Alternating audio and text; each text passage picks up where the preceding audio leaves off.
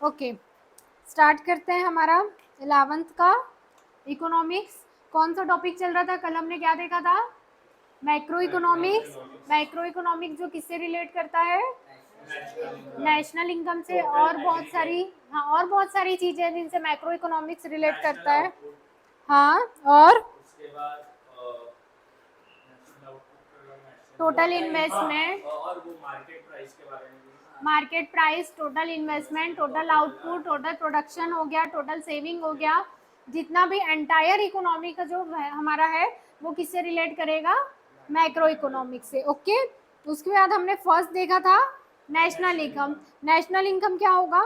किसी कंट्री का पर्टिकुलर, जिसमें हमने क्या लिया था, एग्रीगेट मॉनेटरी जिसकी वैल्यू है वो अगर प्रोड्यूस हो रहा है, उन सारी चीज़ों को हम नेशनल इनकम में कंसिडर करेंगे जिनका एग्रीगेट कुछ मॉनेटरी वैल्यू होना चाहिए।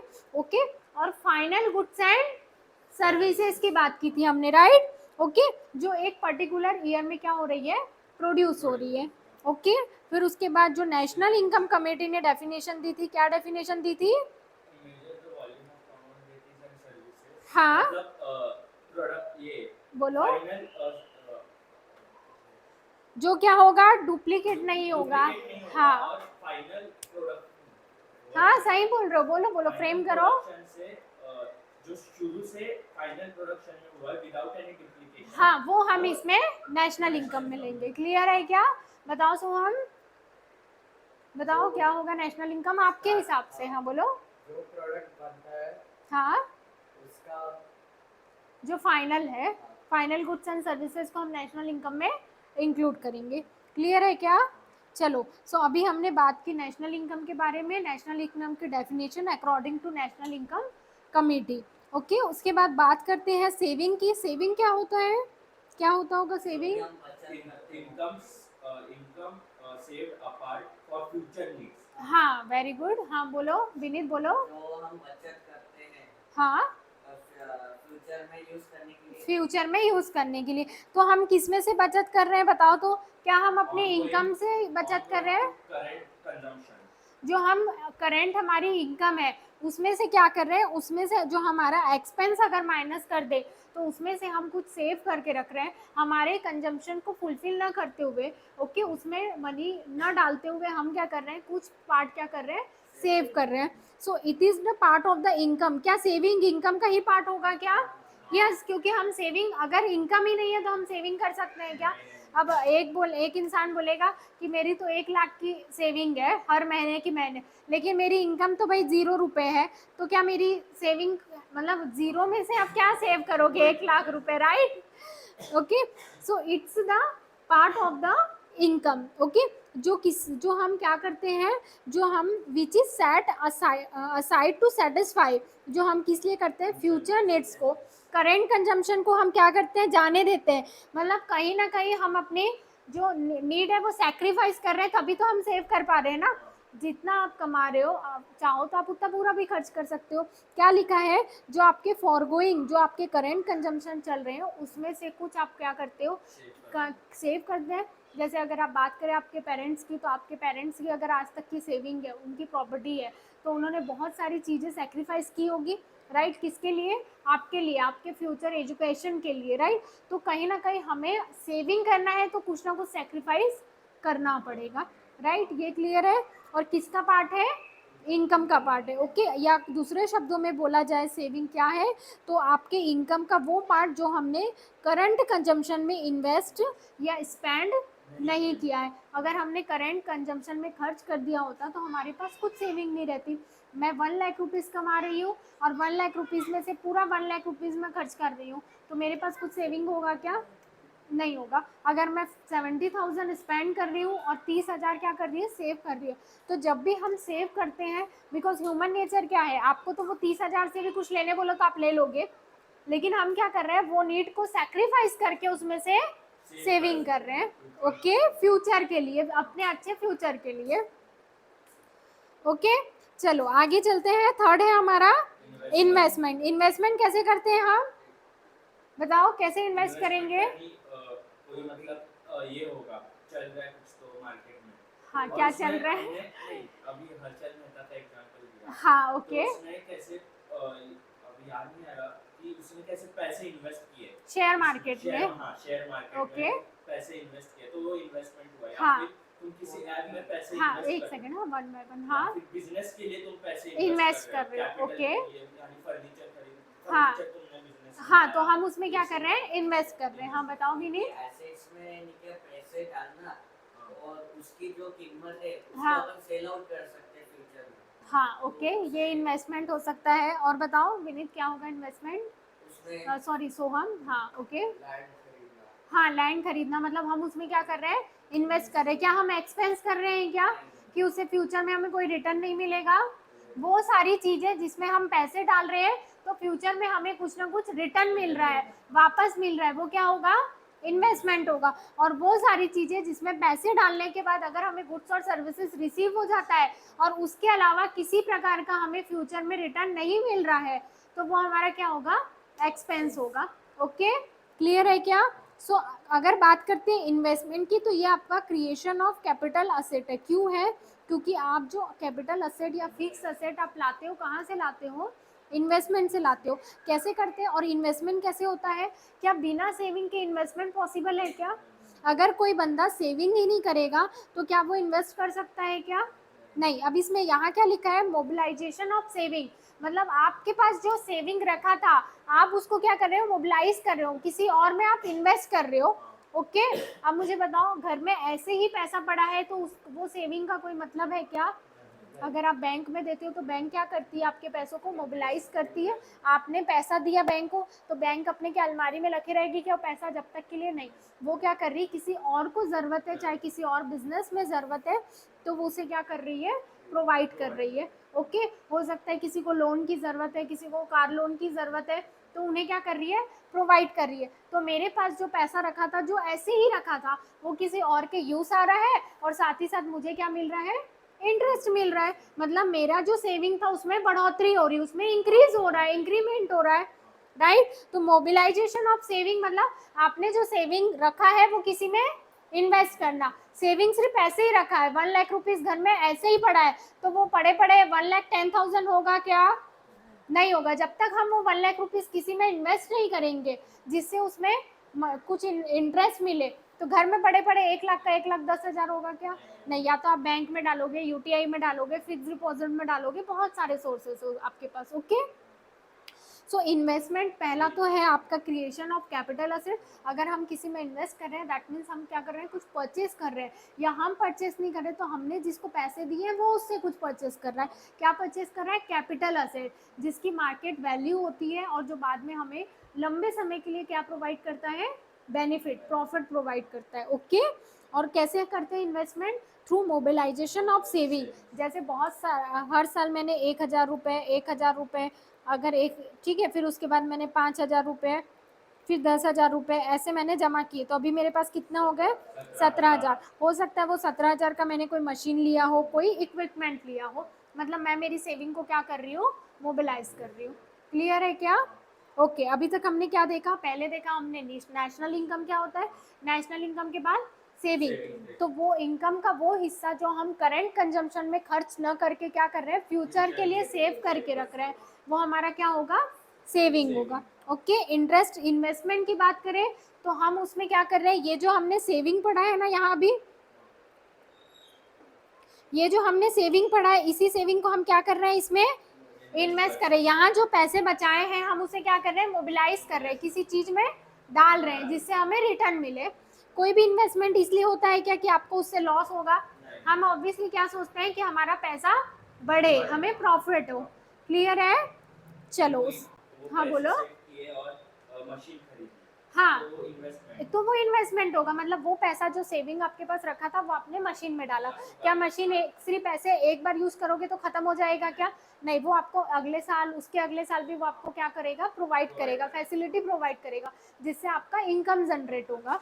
ओके एलआईसी मैम सेविंग में आएंगी कि इन्वेस्टमेंट में? LIC अगर आप हर साल जो LIC में आप डालते हो उसमें आप सेव कर रहे हो, लेकिन LIC जो पॉलिसी ले रहे हो वो इन्वेस्टमेंट में नहीं आएगा, वो आपका सेविंग में आएगा। लेकिन अगर हम LIC की कोई भी पॉलिसी ले रहे हैं तो इसका मतलब हम अपना इनकम का हिस्सा उसमें क्या कर रहे हैं, इन्वेस्ट कर रहे हैं।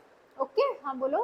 अगर मैंने एक एसेट खरीदा हाँ इन्वेस्ट करके एसेट खरीदा हाँ, तो उसका yes. वैल्यू डेप्रिशिएट होगा। उसकी क्या वैल्यू, उसे हाँ बोलो। तो क्या उसे इन्वेस्टमेंट बोलेंगे क्योंकि it refers to the creation of capital. Capital हाँ मतलब क्या पैसे। हाँ, कैपिटल कुछ बना लेकिन है। मेरे पैसे तो कम हो रहे हैं। आपके पैसे कम हो रहे हैं, लेकिन पैसे कम कैसे हो रहे हैं? ये आपने इक्विपमेंट परचेज किया, डेप्रिसिएशन पढ़ा है क्या आपने? ठीक है, ये आपने इक्विपमेंट परचेज किया, कितने का परचेज किया? 10,000 का। तो क्या पहले ही साल में पूरी 10,000 की वैल्यू कम हो जाएगी क्या? नहीं। वो कैसे कम होगी? जैसे जैसे आप उसका यूज कर रहे हो सकता है पहले साल में वो कितना डेप्रिशिएट हुई? 500। अब आपके पास कितनी बची? 9। और ये 500 भी डेप्रिशिएशन हो रही है, तो क्या ये वेस्ट हो रहा है क्या? ये वेस्ट नहीं हो रहा है। डेप्रिसिएशन आपका लॉस नहीं है। डेप्रिसिएशन हम हमेशा किस में कंसिडर करते हैं? एक्सपेंस में कंसिडर करते हैं।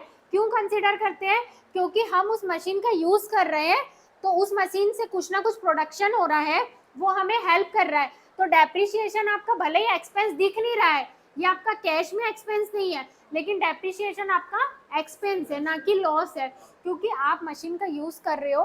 बिना मशीन के आपका काम चलता क्या? तो क्या वो इन्वेस्टमेंट है तभी भी? हाँ, इन्वेस्टमेंट है। आपने ये इन्वेस्ट किया है, 10,000 रुपीज आपने इन्वेस्ट किया है, धीरे धीरे उसकी वैल्यू क्या होगी?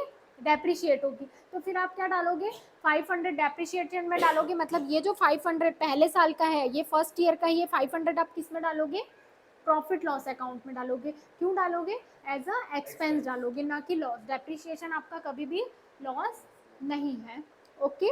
ये आपने 10,000 की मशीन ली, ठीक है, उसके मशीन को कोई चुरा के ले गया, वो आपकी क्या हो गई? और किसी कारण से जल गई, फायर हो गई, तब वो आपका क्या होगा? कैपिटल लॉस होगा। ओके, क्लियर है क्या? चलो चले। ओके, उसके बाद बात करते हैं हमारे ट्रेड साइकिल की। क्या होता है trade cycle? Fluctuation of business. हाँ, फ्लक्चुएशन ऑफ बिजनेस। ओके, और क्या हो सकता है? Ups and down of the business. हाँ, बिजनेस में तरह तरह के, कोई कभी रिकवरी पीरियड आता है, कभी बूम पीरियड आता है, कभी डाउन चले जाता है, रिसेशन में चले जाता है, राइट। सो अगर बात करें ट्रेड साइकिल की, तो आपके बिजनेस में, मतलब सिर्फ आपके पर्टिकुलर बिजनेस में नहीं, ओवरऑल बिजनेस में क्या हो रहा है? फ्लक्चुएशंस हो रहे हैं। क्यों फ्लक्चुएशंस हो रहे हैं? बिकॉज इकोनॉमिक एक्टिविटी के अफेक्ट होने के कारण। कोविड के कारण ट्रेड साइकिल क्या हुआ हमारा? बढ़ा के क्या हुआ? कम हुआ। कम हुआ, कम हुआ मतलब डाउन में चले गया, डिप्रेशन में चले गया। क्यों? क्योंकि कोविड के कारण सारे बिजनेस क्या हो गए थे? बंद हो गए थे, कम हो गए थे। ओके। सो ट्रेड साइकिल्स क्या है हमारा? Fluctuation in business. क्यों आ रहा है? बिकॉज इकोनॉमिक एक्टिविटी क्या हो रही है? अफेक्ट हो रही है। चाहे वो कुछ भी रीजंस होते हैं, नेचर्स के रीजंस हो सकते हैं, और डिसीज के कारण हो सकते हैं।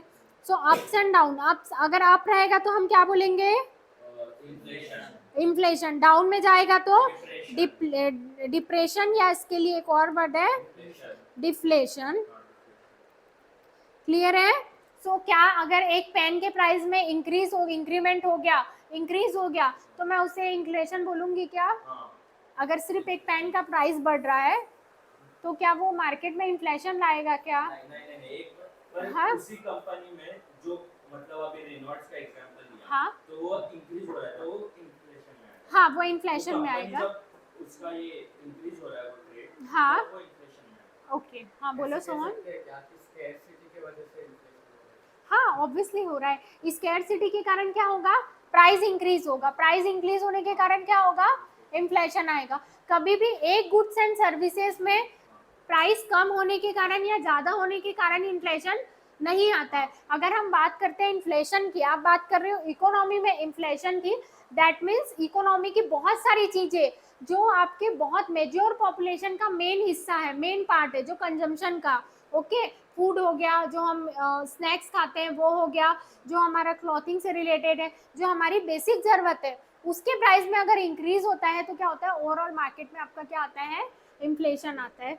क्लियर है क्या? हाँ बोलो। अगर रेनॉल्ड्स भी, मतलब जैसे नोकिया का हुआ, बाकी के ऐसे फोन्स आ गए, हाँ। जैसे माइक्रोमैक्स, ब्लैकबेरी, हाँ, माइक्रोमैक्स, हाँ। एप्पल, तो उसका डिप्रेशन हुआ। उस इकोनॉमी का डिप्रेशन होगा। ओके, उस इकोनॉमी का मीन्स सिर्फ वो उस कंपनी की इकोनॉमी का, उस कंपनी की जो इकोनॉमी है उसका डिप्रेशन होगा, कि उसका पीरियड डाउन में चले गया, ठीक है। लेकिन बेसिकली जो आप इन्फ्लेशन वर्ड यूज करते हो वो आप इकोनॉमी के लिए यूज करते हो। क्लियर है क्या?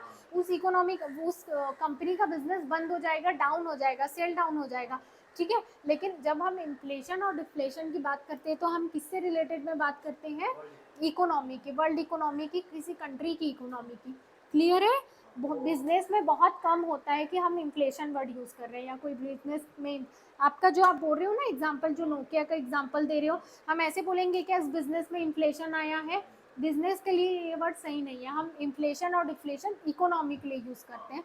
हाँ बोलो विनीत। अभी जो टोमेटो प्राइस में राइज हुआ, हाँ, वो टोमेटो मार्केट के लिए इन्फ्लेशन है कि ओवरऑल वेजिटेबल? ओनली टमाटो के लिए इन्फ्लेशन है, और टमाटो में भी वो इन्फ्लेशन बोलना गलत वर्ड है।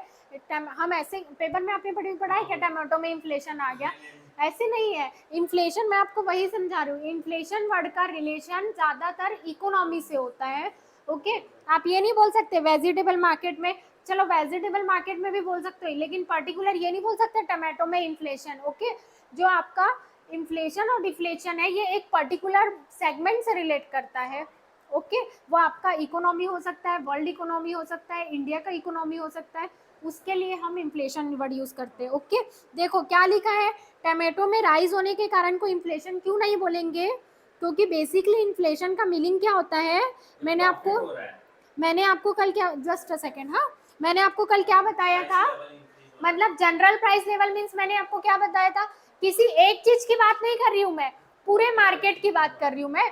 तो मार्केट में तो हजारों चीजें हैं, सिर्फ टमाटो से क्या नहीं। तो general price level that means हमारे मार्केट में जो इतनी सारी चीजें हैं, इसीलिए मैंने बोला सिर्फ पेन में, सिर्फ कैमरे के प्राइस बढ़ने से, सिर्फ मोबाइल के प्राइस बढ़ने से, सिर्फ पेन के प्राइस बढ़ने से कभी भी इन्फ्लेशन नहीं आता है, उसके लिए वो वर्ड ही गलत है। हाँ बोलो सोहन। हाँ हाँ हाँ हाँ, यस। सो बेसिकली जब हम बात करते हैं तो इन्फ्लेशन में जनरल प्राइस लेवल, जैसे अगर मैं बात कर रही हूँ इंडिया की इकोनॉमी में इन्फ्लेशन आया, हाँ बोलो। कोई ऐसे अभी पेन होगी 10 रुपए की, अचानक वो 100 रुपए की हो गई, हाँ तो भी इन्फ्लेशन नहीं आएगा, किसी एक पर्टिकुलर गुड्स एंड कमोडिटी के कारण इन्फ्लेशन कभी नहीं आता है।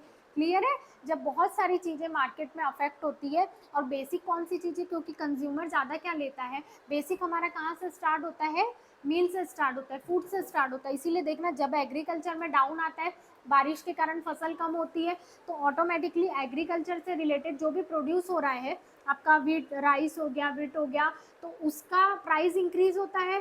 तो आप मुझे बताओ, गेहूँ चावल दाल के प्राइस में बढ़ने के कारण, ठीक है, देखो पहली सिचुएशन ये है कि फसल अच्छी नहीं हुई, बारिश हो गई, फसल खराब हो गई, ठीक है। अब क्या हो गया, गेहूँ, आपके जो वीट है, राइस है, ओके, जो दाल है, जो आपका बेसिक खाना है, जो इसकी क्या हो गया, प्राइस बढ़ गई, ठीक है। अब मुझे बताओ इसकी प्राइस बढ़ने का इफेक्ट किन किन लोगों पर पड़ेगा, सबसे पहला जो पुअर लोग हैं, ओके, जो क्या करते हैं, लेबर वर्क करते हैं, ओके, जो पुअर लोग हैं, जो लेबर वर्क करते हैं, जो लोअर मिडिल क्लास वाले हैं, जो हमारे लोअर मिडिल क्लास है, ठीक है। उसके बाद और किस पे इफेक्ट पड़ेगा, जो डे टू डे वेजेस से लेते हैं, ठीक है। सो इन सारे पे अफेक्ट पड़ने के कारण क्या इन पे अफेक्ट पड़ेगा, तो ये सामने वाले पे अफेक्ट नहीं डालेंगे, क्या डालेंगे। ये इंसान जो भी काम कर रहा है, ये दिन की मजदूरी कर रहा है, तो उसका मजदूरी का रेट इंक्रीज होगा। लेबर कोई वर्क कर रहा है, लेबर क्या वर्क करता है, कंस्ट्रक्शन में वर्क करता है, हर जगह लेबर की नीड है, तो वो क्या करेगा, वो अपना प्राइस बढ़ाएगा। वो क्या, अगर वो पहले 500 में काम करता था, तो अब वो कितने में करेगा, 1000 में करेगा, 700 में करेगा। अब मुझे बताओ, कंस्ट्रक्शन में अगर लेबर की प्राइस बढ़ती है तो बिल्डिंग का प्राइस बढ़ेगा कि नहीं, फ्लाइट का प्राइस बढ़ेगा। ओवरऑल क्या हो रहा है, इम्पैक्ट पड़ रहा है। सिर्फ और सिर्फ फसल कम होने के कारण गेहूँ चावल, ये जो हमारी बेसिक चीजें हैं, जो हमारा फूड आइटम है, उसमें इंक्रीज होने के कारण रिक्शा वाले, ऑटो वाले, जो भी डेली सर्विसेज हम यूज करते हैं, वो सब अपना प्राइस बढ़ाएंगे, ट्रांसपोर्ट वाले अपना प्राइस बढ़ाएंगे। क्यों बढ़ाएंगे, पहले सुनो, क्यों बढ़ाएंगे, क्योंकि बोलेंगे सर तब तो महंगा हो गया, हमारा खाना ही दाल चावल ही महंगा हो गया। ऑटो वाला अपना जो अभी फेयर आपका 25 रुपीज चल रहा है, सपोज वो क्या हो गया, 30 रुपीज हो गया, आने जाने के सामान, मतलब इसके कारण ओवरऑल मार्केट में हर सेगमेंट अपना प्राइस बढ़ा रहा है। दुकान वाले अपना प्राइस बढ़ाएंगे, ठीक है। अगर आपको कोई सामान बेच रहे हैं तो उसके पीछे वो, अगर आप सामान की वैल्यू है 500, ठीक है, तो लेबर का भी तो जोड़ेंगे ना, ओके, लेबर का जोड़ेंगे, ऐसे करके वो आपको सामान कितने में देंगे, ज़्यादा में देंगे, वही 500 का सामान आपको कितने में देंगे, 700 में दे। तो ओवरऑल इस चीज़ के कारण मार्केट में हर चीज़ का रेट क्या हो रहा है, इंक्रीज हो रहा है। और ऐसा जब होता है तो वो हमारा क्या होता है, इन्फ्लेशन होता है। किसके कारण हुआ, सिर्फ और सिर्फ फसल खराब होने के कारण। हाँ बोलो अर्णव। ऐसे ही टोमेटो का हुआ, टोमेटो का ये अभी हाँ। इन्फ्लेशन नहीं हुआ, लेकिन ये अभी राइज हो रहा है ना, हाँ हाँ हाँ तो होटल के लोगों ने डिसाइड किया कि टोमेटो सूप ये कर हाँ प्राइस बढ़ा देंगे, क्योंकि ऑब्वियसली जो टमाटर पहले हमें 20 रुपीज़ में मिल रहा था, अगर वो इससे कितना 5 मतलब 5 गुना ज़्यादा है, 20 और कहा 100, अभी 100 से भी आगे 120 150 चल रहा है रेट। तो ऑब्वियसली उस पर्टिकुलर टमाटो से जो डिश प्रिपेयर होती है, जो पर्टिकुलर है, उसका रेट बढ़ेगा। और जो नॉर्मल हमारे होटल्स वाले हैं वो इसका यूज़ क्या कर देंगे, कम कर देंगे, वो आपको सब्जी में टमाटर ही नहीं दिखेंगे उनकी सब्जी में। सो बेसिकली वो क्या कर रहे हैं, प्राइस नहीं बढ़ा रहे हैं, लेकिन उस चीज़ का यूज़ करना क्या कर रहे हैं, कम कर रहे हैं, बंद कर रहे हैं। ओके ये सिर्फ एक टमाटर। लेकिन अगर वो यही अगर हमारे फूड के साथ होता है, जो हमारा सबसे बेसिक है, जो हमारा व्हीट, राइस, दाल, ये सारी चीज़ें हैं, इसमें जब बहुत ज़्यादा महंगाई बढ़ती है, इसमें जब होता है तो इनके इससे रिलेटेड सब में अफेक्ट पड़ता है। जैसे गैस सिलेंडर में अगर अफेक्ट पड़ेगा तो जितने भी होटल्स हैं वो अपना प्राइस बढ़ा देंगे, जितने भी ठेले वाले हैं वो अपना प्राइस बढ़ा देंगे। मतलब गैस सिलेंडर के रेट में इंक्रीज हो रहा है तो खाने से रिलेटेड जितने भी आइटम रहेंगे वो क्या हो जाएंगे, इंक्रीज हो जाएंगे। क्यों, क्योंकि सब बोलेंगे गैस के रेट बढ़ गए। पहले गैस में सब्सिडी चलती थी ना, अब नहीं मिल रही है ना। 1200 कितना 1200 हो गया है क्या, मुझे तो पता ही नहीं चलता। वो अपने वो पाइपलाइन वाला है ना वहाँ पे, तो हाँ 900 तक। हाँ सब्सिडी आती थी ना, अकाउंट में सब्सिडी आती थी। लेकिन वो मोदी जी ने हटा दिया। हाँ वो और सारी बहुत लोगों को नुकसान हुआ है उससे। वो प्राइस बढ़ा भी दिया। प्राइस, पहले तो सब्सिडी हटी फिर प्राइस बढ़ाया। अभी तो 12, मुझे जहाँ तक पहले पता था 1000 तक का मुझे पता है। सब्सिडी हटाना गलत है। वो एक नहीं, वो 2015 तक 500-600 में था, वही, हाँ, उससे वो 1200 में। 700 में था, अब बढ़ा दिया कल में। अब कितना हो गया, 1200। अगर 200 और बढ़ा दे तो डायरेक्ट डबल हो जाएगा। हाँ, अभी वैसे मैंने भी वही न्यूज़ से पता चला कि अब टोमेटो सूप्स वगैरह नहीं मिलेंगे टमाटर में। हाँ क्या, हाँ, हाँ बोलो सोन। टोमेटो का यूज कम कर दिया। Is that depression? It is not depression, वो पर्टिकुलर उस, क्योंकि अभी 2 महीने सिर्फ टमाटर, अभी देखना वापस फसल आ जाएगी टमाटर की तो वो यूज स्टार्ट हो जाएगा कोई पर्टिकुलर टाइम के लिए। और इससे हम ऐसा नहीं बोल सकते कि हमारी इंडियन इकोनॉमी में टमाटर महंगे, अगर वो होटल वाले यूज़ करना बंद कर रहे हैं तो इकोनॉमी में डिप्रेशन आ रहा है। ओके ये वर्ड गलत है। आप बोलोगे इकोनॉमी में, इंडिया की इकोनॉमी में 2021 2020 में डिप्रेशन आया, क्यों आया, कोविड के कारण आया। ओके क्योंकि कोविड के कारण कितने लोग, मोस्ट ऑफ द लोग अफेक्ट हुए, सबका बिजनेस सेम डाउन हुआ। टमाटर सिर्फ एक पर्टिकुलर सेगमेंट को अफेक्ट कर रहा है। ह्यूमन को नहीं कंसीडर कर सकते ना कभी भी। इसमें ह्यूमन वाला डिप्रेशन हम नहीं पढ़ेंगे। जैसे कोविड में कितने सारे डेथ्स हुए वगैरह, वो नहीं आएगा because it's related with the monetary ना, कौन मरा कौन जिंदा हुआ उससे हमें कोई लेना देना नहीं है। ओके सो इंसान को तो डिप्रेशन होता ही है, लेकिन यहाँ हम इकोनॉमी में डिप्रेशन की बात कर रहे हैं।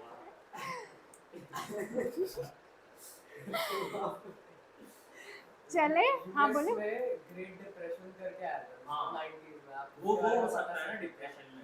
Great नाइन Depression, हाँ। नहीं मुझे नहीं वो पता है। ऐसे ही हुआ प्राइस बहुत बड़ी थी।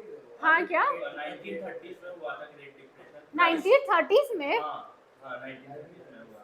वो जब हिटलर का जब रूल था ना, हाँ। हिटलर के वक्त हुआ था। हिटलर कहाँ आ गया उस, हाँ सॉरी हिटलर। हाँ वही Crisis fall हुआ। आप एक्सप्लेन कर रहे हो। नहीं मैंने इसके बारे में सीरियसली नहीं पढ़ा है। कल केस स्टडी करेंगे इसी की, कल इसकी करेंगे क्या, जो आपने बोला। हाँ प्राइसेस फॉल हुए, मतलब टमाटर का ही एग्जांपल, टमाटर बहुत मतलब उसका रेट बहुत नीचे चला गया, वैसे हुआ रेट डिप्रेशन में।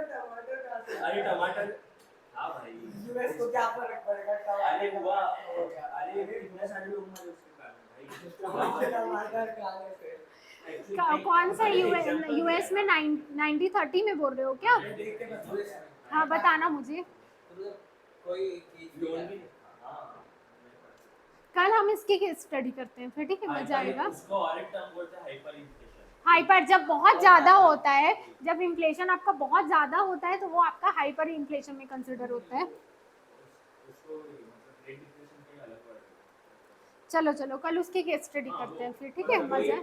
The हाँ Great Depression was an economic shock that impacted most countries across the world. It was a period of economic depression that became evident after a major fall in stock prices in the United okay, States. Stock price, The हाँ economic contagion began around September 1929 that led to the Wall हाँ, Street 29 stock 30 market crash of October 20. Okay 29 में basically US में आने के कारण, okay वही बोल रहे हो ना, उसके कारण ओवरऑल में इफेक्ट पड़ा। कल देखते हैं। मतलब फिर स्टॉक मार्केट भी बहुत अफेक्ट कर सकता है। हाँ स्टॉक मार्केट अफेक्ट करता है, स्टॉक मार्केट बहुत जल्दी अफेक्ट करता है। स्टॉक मार्केट में, स्टॉक मार्केट किन चीज़ों का होता है, कंपनी का होता है ना। तो कंपनी जो प्रोड्यूस कर रही है, जो कंपनी का सेक्शन है, अगर आईटी कंपनी है या पर्टिकुलर एग्रीकल्चर से रिलेटेड है, बैंक सेक्टर है, तो उससे वो रिलेट होगा। और भी बहुत सारे रीजंस रहते हैं जिसके कारण, जैसे अगर बात करें इंडिया के स्टॉक मार्केट की, तो अमेरिका का, यूएस का स्टॉक मार्केट अप में चल रहा है या डाउन में चल रहा है, उसका बहुत बड़ा कॉन्ट्री रहता है कि हमारे दूसरे दिन हमारे इंडिया में क्या होने वाला है।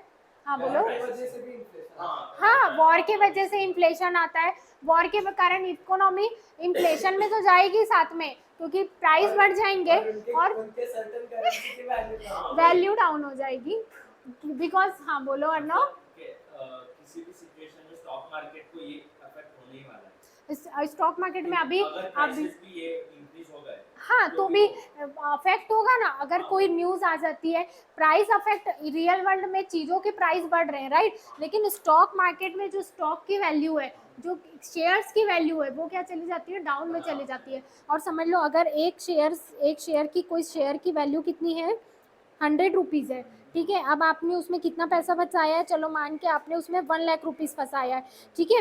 अब मुझे बताओ ये 100 रुपीज़ के शेयर की वैल्यू अगर 50 रुपीज़ हो जाती है, तो ये 1 लाख आपका कितना हो जाएगा, मतलब आपको सीधे सीधे कितना घाटा हो गया, कितना लॉस हो गया, 50,000 का। अगर आपने पूरे 1 लाख रुपीज़ एक ही शेयर में डाले, तो उससे बेटर डिसीजन ये है कि आप अच्छे शेयर्स में क्या करो, स्प्लिट करके डालो, अलग अलग डालो। एक ही शेयर की वैल्यू अगर कम हो जाती है, तो शेयर में आपके उसमें कितना लॉस हो जाता है, 50,000 का। और ऐसे बहुत सारे लोग हैं जो रातों रात करोड़पति बन के रातों रात रोड हो जाते हैं। हाँ बोलो सोहन। इससे अच्छा 50 में खरीदो 100 में बेचो। हाँ लेकिन वो दिमाग कब चलता है, क्योंकि जरूरी थोड़ी है, अभी बहुत टाइम से 100 चल रहा है, लेकिन इतना बड़ा क्राइसिस जिसको एक्सपेक्ट ही नहीं था, किसी ने सोचा ही नहीं था कोविड आएगा। कोविड के टाइम पे स्टॉक मार्केट कितना डाउन हुआ, किसी ने सोचा नहीं था। अगर किसी ने उस टाइम पे अपने पैसे, कोविड के टाइम पे अगर उसने अभी मार्केट में इन्वेस्ट किया ना, तो आज उसका प्रॉफिट ही प्रॉफिट चल रहा है। क्योंकि ऐसे भी आपकी अपॉर्चुनिटीज बहुत कम आती है जब स्टॉक मार्केट इतने कम में होता है। हाँ बोलो। अनप्रेडिक्टेबल। हाँ अनप्रिडिक्टेबल था, ठीक है, लेकिन आप क्या कर सकते हो, अगर आपकी सेविंग है तो ये उस सबसे बेस्ट टाइम है कि आप उसमें से थोड़ा बहुत स्टॉक में इन्वेस्ट कर सकते हो। बिकॉज धीरे धीरे कोविड के बाद वो राइज ही हुआ है, बढ़ा ही है। बट मैम ऐसे बीच में से भी हो सकता है, जैसे अभी अदानी का जो शेयर है वो हुआ था, वो नीचे आ गया था। हाँ आता है ना, क्योंकि उसकी न्यूज के कारण आया था, अरे मोदी तो हाँ न्यूज के कारण अफेक्ट होता है। पूरा ओवरऑल स्टॉक मार्केट अफेक्ट होना और कोई एक शेयर में अफेक्ट होना, दोनों अलग अलग चीज है। एक्चुअली मैंने सुना, पता नहीं। लेकिन अडानी पोर्ट जोन करता है, एयरपोर्ट जोन करता है, उसके से इंडिया को कितना रिस्क, वही। उसके वजह से इंडिया को बहुत रिस्क हुआ ना। हाँ क्योंकि सब उनके ही अंडर है। एक्चुअली मोदी उनको ऐसा, मैं पता नहीं सच है। हाँ, फंडिंग करते थे। हाँ। हाँ और वो कैंसिल हुई है फंडिंग, हाँ। इसीलिए उनके शेयर में प्राइस कम Prices हुआ। कम। मोदी की फंडिंग करते थे, वो मोदी की पार्टी को फंडिंग करते थे और मोदी सब टेंडर हाँ, उनको देते थे। अभी जो कोल है, वो कोल का जैसे दाम हाँ, 700-800 था, वही, और मोदी नीचे बाकी स्टेट को हाँ, वही। खरीदने लगाते थे। सही, अडानी वही। का 17,000 रुपए का कोल, हाँ, उसके वजह से Indian India economy economic affect. और हमारा ओके। अडानी बढ़ रहा है। बढ़ता गया, अभी बीच में अडानी शेयर का बहुत चला था, बहुत चला अभी था। नीचे जा रहा है वैसे ही। ऐसी न्यूज आती है ना, चाहे अब ठीक है, ये तो रियल न्यूज है, बहुत सारी न्यूज ऐसी रहती है जो रूमर्स रहती है, तो उसके कारण भी 2-3 दिन के लिए शेयर मार्केट अफेक्ट हो जाता है। और लोग जानबूझ के भी करते हैं, क्यों करते हैं? ताकि वैसे करके अपना प्रॉफिट निकाल ले, और बाकी जो नॉर्मल लोगों ने परचेज किया, जिन्हें आइडिया नहीं है, उनका पैसा फंसा रह जाता है। वो हिंडनबर्ग ऑपोजिट काम करता है। वही। लाइक अपन स्टॉक्स में क्यों इन्वेस्ट करते हैं? क्योंकि हाँ। अपन को लगे कि उसका प्राइस बढ़ेगा। वो ऐसे इस पे दाव लगाते हैं कि इस कंपनी का प्राइस कम होगा, ऐसे में और अगर नहीं हुआ ना तो उनके बारे में केस स्टडी निकाल के ऐसा इंफॉर्मेशन निकालेंगे ताकि ऑटोमेटिकली कम पब्लिक कम कम हो, और उसमें उनको प्रॉफिट मिले। प्रॉफिट नॉलेज मिलती भी है। रहता है कि हाँ ये होगा। ये नॉलेज तो रहता है, लेकिन नॉलेज से ज्यादा अगर किसी कंपनी, कोई गिरने वाली कंपनी नहीं है ना, तो भी वो उस कंपनी को गिराते हैं, क्योंकि उनका प्रॉफिट हो रहा है ना, इसीलिए। अदानी थर्ड पोजीशन पे था और 30 पे आ 30 पे आ गया, हाँ। पर अभी रिकवर हो गया। 3000 का जो स्टॉक प्राइस उसका सबसे हाई हुआ था वो बीच में 900 चले गया। हाँ, तो इसीलिए ऐसी मतलब ऐसी कंपनियों में इन्वेस्ट करके कोई वो नहीं है जिसका पता नहीं चलता कब बढ़ जाए कब कम हो जाए, बहुत रिस्क है ऐसी कंपनियों में। टाटा मोटर्स ये मतलब रेलिवेंट है। रिले मतलब इनका सालों से बिजनेस चल रहा है ना, और हम रिकॉर्ड देख सकते हैं कि ये लोवेस्ट, ये शेयर अगर लोवेस्ट गया था तो कितना लोवेस्ट गया था, ये शेयर अगर हाईएस्ट गया था तो कितना हाई है। जो शेयर जल्दी से ऊपर नहीं चढ़ता है ना, वो शेयर जल्दी से नीचे भी नहीं उतरेगा। लेकिन अगर आप ये भरोसे में रहोगे कि ये 900 का 3000 हो गया, आपने उस लालच में लगाया, तो वो 900 का 500 भी आ जाएगा। तो लोगों ने डिप्रेशन के टाइम, अगर हाँ बोलो। कंट्री में डिप्रेशन आया तो वो टाइम पे हमने क्यों नहीं स्टॉक्स खरीदे? क्योंकि उस टाइम पे ये कंपनी तो ऐसे एस्टेब्लिश क्योंकि उस टाइम पे लोगों के पास उतने पैसे भी तो नहीं रहते ना। पूरे ओवरऑल मार्केट में, इंडियन इकोनॉमी में क्या आ जाता है, पैसों का शॉर्टेज आ जाता है, पैसे ही नहीं। जो अपर क्लास है उनके पास तो एक हाँ, वो एडवांटेज आ जाता है। हाँ, वो तो खरीदते ही है, जब भी तो ऐसे ही अपर लोग जो अमीर रहते हैं वो ज्यादा अमीर होते हैं ना, बिकॉज अगर एक साइड आप देखोगे तो इधर अगर कंट्री में ओवरऑल डिफ्लेशन आया है, डिप्रेशन आया है, तो मतलब अगर लोअर क्लास इंसान को देखोगे तो उसके पास 2 वक्त की रोटी का भी जुगाड़ नहीं होता, राइट। मतलब इंडिया में एक बहुत बड़ा सेक्टर है जिसके पास, लोगों के पास कुछ बेसिक सामान खरीदने के लिए पैसे नहीं है, और जो बहुत मतलब एकदम हाई क्लास के लोग हैं, जो रिच लोग हैं, फिर वो क्या करते हैं, ऐसे टाइम पे अपना पैसा मार्केट में डालते हैं। अगर ऐसे टाइम पे वो किसी को 1 लाख रुपीस भी दे रहे हैं ट्रीटमेंट के लिए, तो वो उससे ऑब्वियसली ज़्यादा चार्ज करेंगे ना, उससे इंटरेस्ट डबल लेंगे वो, और उनको क्या हो जाता है, प्रॉफिट हो जाता है। ओके, स्टॉक अभी 1 लाख के ऊपर हो गया और वो 2000 के आसपास 10,000 से नीचे था। वैसे ही इसका भी हुआ, आई नॉट वो कौन सा था, इन्फोसिस वगैरह नहीं वो नहीं। इन्फोसिस का नहीं हुआ है जहाँ तक मुझे पता है। चलो चलो, आज मैं आपको शेयर की स्टडी करने दूंगी घर में, अभी चलो आगे पढ़ो, रखो मोबाइल। लुई विटॉन का वो जो ओनर है ना, उसका भी ऐसे ही लॉस हुआ। अभी वो फर्स्ट था पहले, हाँ। अभी लॉन मस्क वापस फर्स्ट हो गया। उसका भी गवर्नमेंट की पॉलिसीज हो कि गवर्नमेंट किसी के साथ मर्जर कर रही है, गवर्नमेंट की पॉलिसीज, तो इसके कारण शेयर आपका बहुत अफेक्ट होता है। आपने बाजार मूवी देखी है कि सैफ अली खान की, उसमें भी बहुत अच्छे से डिस्क्राइब किया शेयर मार्केट का। स्कैम में तो है ही, स्कैम 1992 में तो है ही। ये स्कैम 1992 में उसने जो स्कैम किया हर्षद मेहता ने, उसने मतलब कैसे किया? कैसे किया? क्या हुआ वो ना? जो गवर्नमेंट से पैसे आ रहे थे वो स्टॉक में डाले। स्टॉक में लगाया, और पूरी इंटरनल इंफॉर्मेशन उसके पास रहती थी, पूरी इंटरनल इंफॉर्मेशन, तो उसको मार्केट में कभी बढ़ाना है अब या उसको अपना, तो वो इंफॉर्मेशन लीक करके अपना पैसा निकाल के, ऐसे उसने बहुत घपले किए थे। एक्चुअली उसके भाई ने उसे बोला था ये सब करने, हाँ। ये तुम करो, इससे प्रॉफिट होगा, तो वो इन्वेस्ट करने। हाँ, फिर वो धीरे धीरे उसमें इतना मतलब उसका मास्टरमाइंड हो गया कि उसके कारण उसके शेयर और खरीदने बेचने से पूरे मार्केट में, स्टॉक मार्केट में हलचल हो जाती थी। बाद में उसके आदमी ने वो सबको बता दिया कि वो एक आदमी, नाम मैं भूल गया, उसको बताता है ना कि ये बता मत, और फिर वो उन लोगों को, एक याद नहीं आ रहा मुझे उस आदमी का नाम, उनको बताता है कि मैंने सब तुम्हारा उखाड़ दिया, सब एक्सपोज कर दिया। तो उसके लिए आपको देखनी पड़ेगी स्कैम 1992, पूरे एपिसोड है ना उसके। अदानी ने तो अभी सेम ही हो रहा था, वो मतलब इंटरनल खुद के स्टॉक परचेज कर रहे थे। वो उसका बहुत छोटा हिस्सा है, उसने जो स्कैम किया था ना उसका बहुत छोटा हिस्सा है जो अदानी अभी कर रहा है, उसने बहुत किया था। खुद की कंपनी है और वो खुद के प्राइस राइज कर रहा है। हाँ, खरीद बेच के, फैमिली में ही सेल परचेज करके, हाँ यही सब चलता है आपका। भाई के ऑफशोर अकाउंट पकड़े गए। हाँ क्या? उधर टैक्स नहीं लगता ना। हाँ, वो कुछ तो भी कंट्री है, हाँ, यू से नाम कुछ तो। यू नहीं है। चलो चलो आ जाओ इकोनॉमिक ग्रोथ में। स्विस बैंक, हाँ स्विस बैंक स्विस बैंक में ही तो पैसे, स्विस बैंक में ही पैसे डालते हैं लोग, किस में डालते हैं? स्विस बैंक में उसने फेक अकाउंट्स बनाए थे खुद बहुत सारे, उसमें से वो परचेज कर रहा था।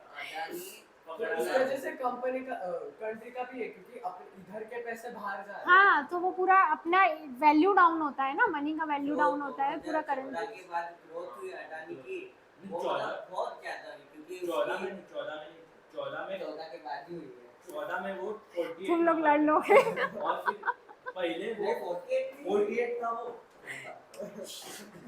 मोबाइल रखो, चलो चलो आगे डिस्कस करना, मैं होमवर्क दूंगी आपको, तब मुझे कल पूरा डिस्कस करके बताना, ठीक है? 16 में शायद से होता है वैसे 14 की बात, मतलब 14 से चालू हो उसकी growth है। दोनों को केस स्टडी का होमवर्क दो। हाँ मैं आज वही देने वाली हूँ। डिस्कस कर 2014 में 48 रैंक पे था चलो चलो चलो चलो इधर आओ इधर आओ। शायद से 48। चलो अच्छा ये बताओ इकोनॉमिक ग्रोथ क्या होगा, बहुत डिस्कस किया आप लोगों ने, हाँ बताओ। रियल इनकम इंक्रीज इन यानी और किस में इंक्रीज होगा? और नेशनल इनकम। नेशनल इनकम, और वो क्वांटिटी रहता है। हाँ ओके, क्या सिर्फ और सिर्फ किसी की पर्सनल इनकम में इंक्रीज होने से इकोनॉमिक ग्रोथ होगा क्या? नहीं, किस में इंक्रीज होना चाहिए? National income. नेशनल का अगर रियल इनकम इंक्रीज हो रहा है, कैसे इंक्रीज होगा नेशनल इनकम? आपका इकोनॉमिक ग्रोथ डायरेक्ट रिलेट करता है एम्प्लॉयमेंट से, लोगों को एम्प्लॉयमेंट मिलेगा तो वो क्या कर पाएंगे, उनकी इनकम जनरेट होगी, इनकम जनरेट होगी तो सेविंग होगा, इन्वेस्टमेंट होगा, और अगर इन्वेस्टमेंट होगा तभी तो किसी में प्रोडक्शन होगा। तो ये सारी चीज़ें आपकी क्या है, इंटर रिलेटेड है, ये सारी चीज़ें होती है। मतलब इसका स्टार्ट कहाँ से होता है? अगर लोगों के पास करने के लिए क्या है, एम्प्लॉयमेंट, भले ही वो किसी के अंडर काम कर रहे हैं या खुद का कोई बिजनेस कर रहे हैं, तो इसकी शुरुआत होती है एम्प्लॉयमेंट से। आपका मतलब जो भी आप वर्क कर रहे हो वो वर्क आपका क्या होना चाहिए, जिससे आपको पैसे मिल रहे हैं। जरूरी नहीं कि आप किसी के अंडर ही एम्प्लॉयमेंट का काम करो। ओके, सो अगर आप प्रोडक्टिव वर्क कर रहे हो जिससे आपको पैसे मिल रहे हैं, तो उससे ओवरऑल क्या होता है हमारी इकोनॉमी में, सिर्फ एक पर्सन से होने से नहीं होता, ओवरऑल सबके पास एम्प्लॉयमेंट होना चाहिए, सबके पास वर्क होना चाहिए, जिससे आप अगर आप काम करोगे तो आपको क्या मिलेगा, इनकम आएगी आपके पास, चाहे वो प्रॉफिट में आए चाहे, और इनकम आएगी तो आप क्या कर पाओगे, सेविंग करोगे, कंजम्पशन करोगे। देखो ये चीज़ें कैसे रिलेट होती है, कंजम्पशन करोगे तो आपके पास से पैसा जा रहा है, लेकिन किसी ना किसी के पास तो पैसा आ भी रहा है ना। आप कुछ अगर खरीद रहे हो तो कोई थर्ड पार्टी है, उसके पास पैसा, आपका पैसा किसके पास जा रहा है? ओके, सो आपका कंजम्पशन करना भी जरूरी है। अगर आप कुछ खर्च करोगे तो थर्ड पार्टी के पास पैसा जाएगा। सो आप इनकम करोगे तो सबसे पहले, ये मैंने सेविंग पहले लिख दिया, इनकम के बाद आपका कंजम्पशन आएगा। कोई भी इंसान पहले सेव नहीं करता है, पहले आपका क्या आएगा, कंजम्पशन आएगा, फिर क्या करोगे आप, सेविंग, और उसी सेविंग से आपका क्या होगा, इन्वेस्टमेंट। इन्वेस्टमेंट कहाँ करोगे? ऑब्वियसली आप कहाँ इन्वेस्टमेंट करोगे, स्टॉक में कर सकते हो, किसी बिजनेस में कर सकते हो, बिजनेस में करोगे, मतलब ओवरऑल आप जहाँ भी इन्वेस्ट कर रहे हो वो सामने वाला बंदा उस पैसे को कहाँ लगाएगा, किसी नई चीज़ के प्रोडक्शन में लगाएगा, कुछ नई इन्वेंट करने में लगाएगा, कहीं रिसर्च एंड डेवलपमेंट में लगाएगा। मतलब क्या ग्रोथ हो रहा है, बिजनेस ग्रोथ हो रहा है। और ये देखो ये कैसे साइकिल आया आपका, क्या बिजनेस ग्रोथ होने से लोगों को एम्प्लॉयमेंट मिलेगा क्या? नहीं मिलेगा। ये देखो ये चीज़ें रिलेट हुई क्या, ये पूरा सर्कल रिलेट हुआ आपका, कैसे रिलेट हुआ? अगर लोगों के पास एम्प्लॉयमेंट है, एम्प्लॉयमेंट का मतलब सिर्फ मैं यहाँ ये नहीं बोल रही हूँ कि आपको किसी के अंडर वर्क करना है, एम्प्लॉयमेंट कर रहे हो या आप कोई ऐसा प्रोडक्टिव काम कर रहे हो जिससे आपके पास क्या आ रही है, इनकम आ रही है, आप वो प्रोडक्टिव काम कर रहे हो जिससे आपके पास पैसा आ रहा है, उस पैसे को आप क्या करोगे, सबसे पहले आप कंजम्पशन करोगे। ठीक है, कंजम्पशन करोगे, कोई भी इंसान ऐसा नहीं है जो इनकम को पूरी सेव कर सके, कुछ हमारी ज़रूरतें भी रहती है। अगर आप कंजम्पशन करते हो, आप खर्च करते हो, तो जो दूसरे लोग हैं उन्हें क्या मिलता है, पैसा मिलता है। ओके, उसके बाद आप क्या कर रहे हो, सेविंग कर रहे हो, सेविंग करोगे तो ही इन्वेस्टमेंट कर पाओगे, और इन्वेस्टमेंट कहाँ होगा, किसी ना किसी चीज़ में होगा, चाहे वो रिसर्च में हो सकता है, डेवलपमेंट में हो सकता है, ओके, बेसिक चीज़ों में हो सकता है। गवर्नमेंट भी कहाँ इन्वेस्ट करती है, हॉस्पिटल में, स्कूल्स में। ओके, सो अगर हम जब भी कुछ नए किसी चीज़ में इन्वेस्ट करते हैं, कुछ नया करते हैं, चाहे वो कोई भी फील्ड हो, मैंने यहाँ सिर्फ बिजनेस लिखा है, बिजनेस हो सकता है, प्रोडक्शन हो सकता है, मैन्युफैक्चरिंग हो सकता है, जो भी हो, लेकिन उससे एम्प्लॉयमेंट जनरेट होता है, बस फिर वो सर्कल आपका रिपीट होगा। एम्प्लॉयमेंट जनरेट होने से लोगों को क्या मिलेगा, एम्प्लॉयमेंट मिलेगा, इनकम मिलेगी, तो ये सर्कल आपका चलते रहता है। क्लियर है? प्रोडक्टिव वर्क से मेंटल स्किल्स से होता है क्या? जी नहीं, फिजिकल से भी होगा ना। क्या प्रोडक्टिव, क्या जो फार्मर्स काम कर रहे हैं वो प्रोडक्टिव नहीं है?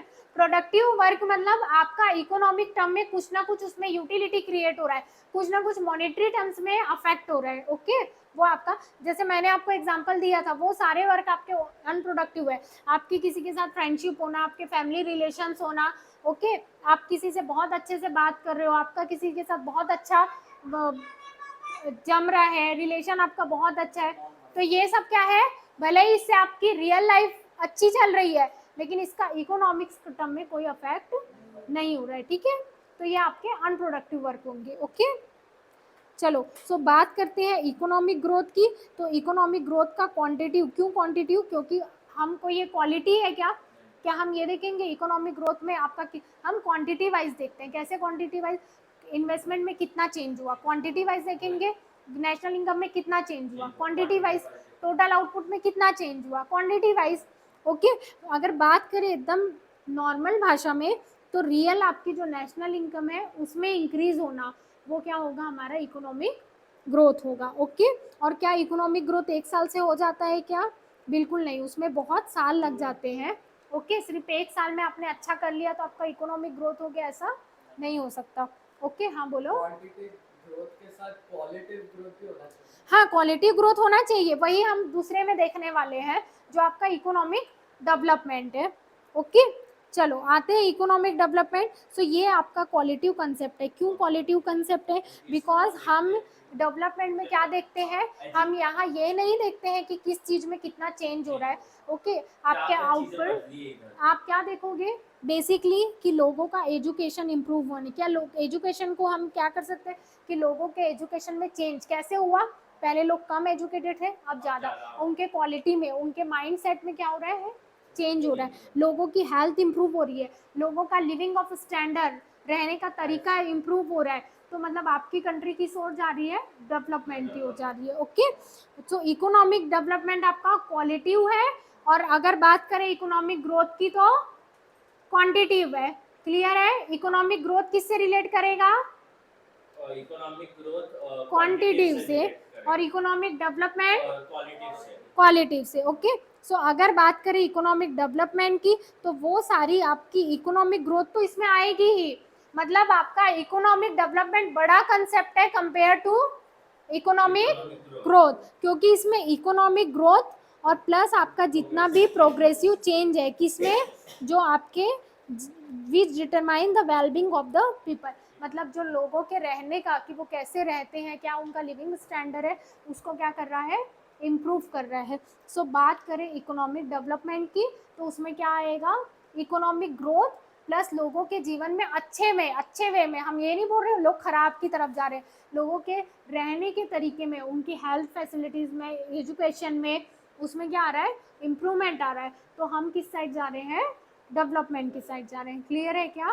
हाँ सोहम बोलो, क्या क्वेश्चन है? इकोनॉमिक ग्रोथ और इकोनॉमिक डेवलपमेंट इंडस्ट्रियलाइजेशन से आ सकता है। इंडस्ट्रियलाइजेशन से आ सकता है, सर्विस सेक्टर से आ सकता है, एग्रीकल्चर से आ सकता है। सिर्फ एक सेक्टर से अफेक्ट नहीं होगा आपका, क्योंकि अगर हम कंट्री की बात करें तो कंट्री में ऐसे बहुत से लोग हैं जिनका फील्ड अलग अलग है, और जब हम इकोनॉमिक ग्रोथ और डेवलपमेंट की बात करते हैं तो हम सिर्फ एक पर्टिकुलर सेक्टर को नहीं ले रहे हैं, पूरी ओवरऑल को ले रहे हैं। तो अगर मैं इकोनॉमिक डेवलपमेंट की बात करूँ तो अभी आप देखोगे यहाँ पे बहुत सारे लोग ऐसे हैं जिनका लिविंग स्टैंडर्ड बहुत अच्छा है। ओके, फिर भी हमारी कंट्री इंडिया अभी डेवलप्ड कंट्री नहीं है, डेवलपिंग कंट्री है। क्यों? क्योंकि गांव में ऐसे बहुत सारे लोग हैं जहां अभी उनको बेसिक फैसिलिटीज़ नहीं मिल रही है। तो अगर हम कंसीडर करते हैं तो ओवरऑल पॉपुलेशन को कंसीडर करेंगे। क्लियर है? पक्का? चलो ठीक है, अब आपका एक थोड़ा सा बचा है इकोनॉमिक ग्रोथ एंड डेवलपमेंट का डिफरेंस बिटवीन, वो हम कल देखेंगे, बिकॉज आज थोड़ा सा ओसीएम भी पढ़ लेते हैं। ओके, ऑलरेडी बहुत लेट हो गया है, तो चलो अब ये थोड़ा सा कवर कर लेते हैं। कल खत्म हो जाएगा चैप्टर हाँ, एक्सरसाइज के साथ, एक्सरसाइज कल करेंगे। तो उसके साथ खत्म हो जाएगा। मतलब मैं समझी नहीं किसके साथ। एक्सरसाइज भी कल हो जाएगी। हाँ एक्सरसाइज तो देखना पड़ेगा ना कितनी बड़ी एक्सरसाइज है, कितनी बड़ी एक्सरसाइज है। छोटी है। ये तो हो जाएगी, एमसीक्यू तो यही हो जाएंगे। उसके बाद आइडेंटिफाई एंड एक्सप्लेन है, आंसर द फॉलोइंग है। चलो आप लिखोगे तब पता चलेगा कितना छोटा है। कल आप लोगों की राइटिंग प्रैक्टिस होने वाली है, मतलब फिर टेस्ट संडे को है, टेस्ट आपका मंडे को होगा। टाइमिंग सेम था। हाँ सेम और, टाइमिंग रहेगा। इसमें से आएगा ना? हाँ क्वेश्चन आपके इसी में से आएंगे वैसे ना। नहीं, मतलब ऐसे बाहर का एकदम कुछ दिया कि बाहर का बुक कहाँ में से का, ऐसा नहीं। बुक में से ही आएगा, जो वैसे- चैप्टर पढ़ा है वही आएगा। हाँ बोलो। अब इस जगह पे अगर तुम होते तो तुम क्या करते? वैसे मोस्टली नहीं है।